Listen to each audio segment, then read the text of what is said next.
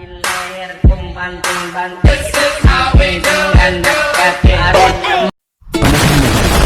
tekanan di air laut itu sangat berpengaruh dengan keadaan organisme maupun objek laut seperti kapal selam dapat bertahan di dalam kedalaman laut. Semakin dalam menyelam, tekanan air akan semakin kuat. Tekanan air meningkat seiring dengan peningkatan kedalaman karena berat air di atasnya menekan air di bawahnya. Teman-teman, di sini kami membuat kaca saing diver, di mana merupakan alat peraga simulasi sederhana untuk menentukan bagaimana tekanan mempengaruhi daya apung benda dalam air. Kaca saing diver ini alat percobaan saya sederhana yang digunakan untuk menentukan prinsip tekanan lidah, massa jenis, dan gaya apung. Nah, pada ilustrasi percobaan kaca saing diver, di mana ketika si botol ditekan, tekanan airnya meningkat, udara dalam pipet pun menyusut, maka massa jenis pipet menjadi lebih besar dan pipet tenggelam. Sedangkan saat tekanan dilepas, udara kembali memperbesar, massa jenis berkurang dan pipet akan melayang.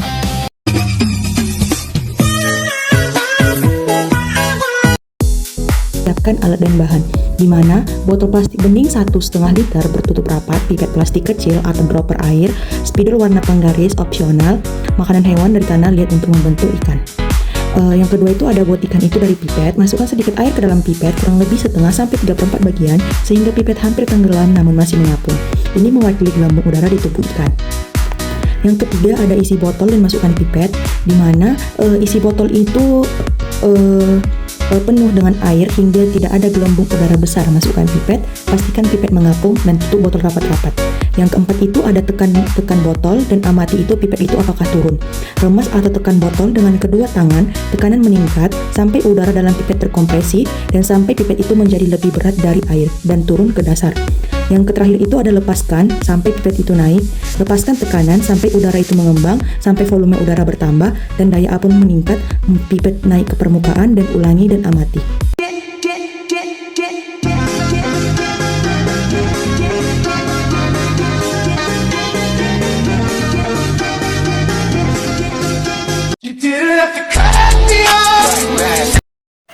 Jadi semuanya, alat Cartesian diver yang kelompok kami buat ini sebenarnya bukan sekedar alat peraga fisika biasa. Alat ini merupakan model tiruan sederhana yang meniru cara kerja tubuh makhluk hidup air dalam mengatur daya apungnya.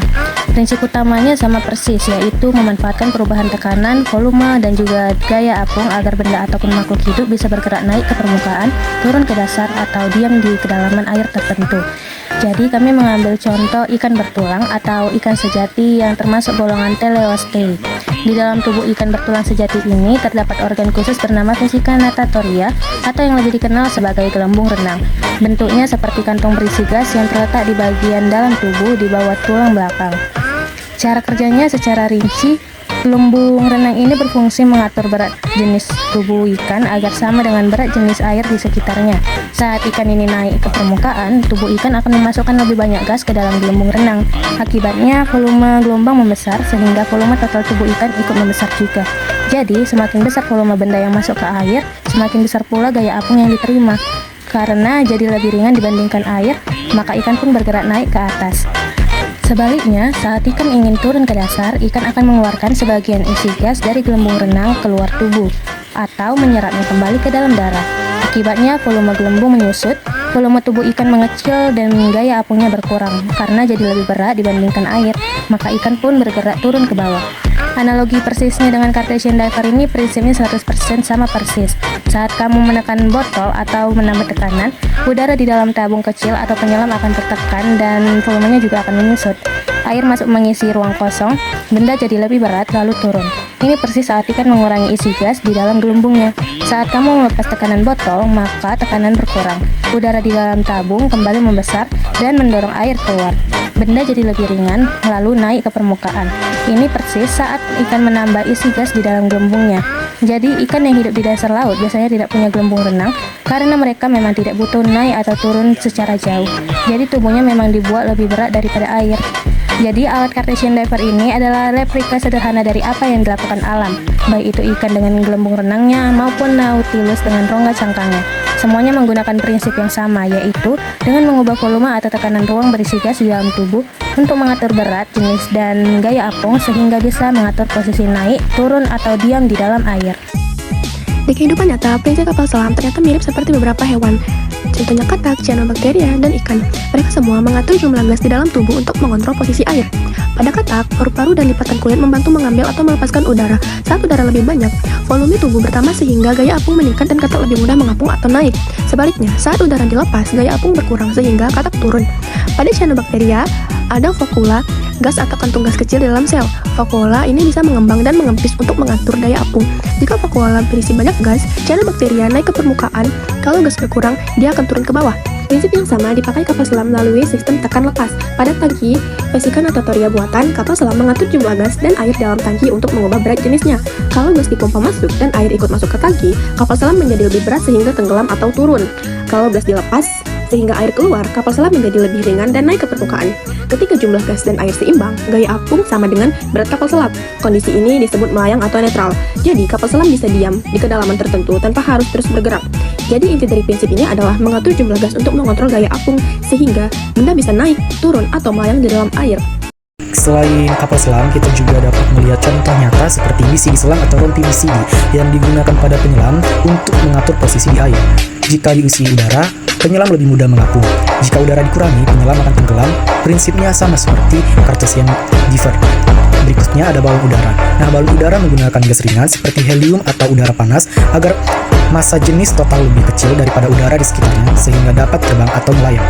Berikutnya ada kolam renang dan aquaculture. Prinsip daya apung membantu dalam desain kolam budidaya ikan seperti pengaturan aerasi, kedalaman, dan kepadatan ikan agar kondisi air tetap optimal. Jadi, ada beberapa contoh dalam kehidupan nyata yang memakai prinsip sama seperti prinsip Cartesian diver. Selain pada kapal selam, prinsip tekanan fluida juga dipakai dalam dunia medis dan oceanografi. Pada dunia medis, prinsip tekanan fluida dimanfaatkan di beberapa alat. Contohnya, namometer darah. Saat kaf dipompa, tekanan pada fluida diteruskan ke segala arah sesuai dengan hukum Pascal, sehingga tekanan darah bisa diukur dari titik kolom cairan atau pada angka alat. Lalu, pada drip infus, cairan bisa mengalir karena adanya perbedaan tekanan. Semakin tinggi posisi botol infus, maka tekanan fluida akan semakin besar, sehingga tetesan cairan menjadi lebih cepat masuk ke dalam tubuh pasien. Selanjutnya, ada alat tekanan ICP. Alat ini digunakan untuk mengukur tekanan cairan di dalam otak. Sensor akan mendeteksi perubahan tekanan fluida lalu menampilkannya pada monitor agar dokter bisa memantau kondisi pasien. Selanjutnya, pada bidang oceanografi, prinsip yang dipakai sama pada pelampung Argo. Alat ini bisa naik dan turun di laut dengan cara mengubah volume minyak di dalam pelampung.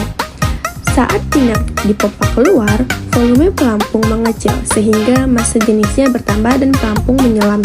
Setelah berada di kedalaman tertentu untuk mengumpulkan data laut seperti suhu, salinitas, dan tekanan minyak dipompa masuk kembali.